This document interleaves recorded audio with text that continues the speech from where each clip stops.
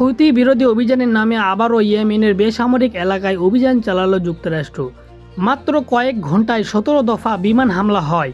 মঙ্গলবার বার্তা সংস্থা এপি জানিয়েছে, ইরান সমর্থিত গোষ্ঠী হুতির দাবি, রাজধানী সানাতে হামলায় অন্তত 2 জনের মৃত্যু হয়েছে এবং আহত হয়েছে 1 ডজনেরও বেশি মানুষ।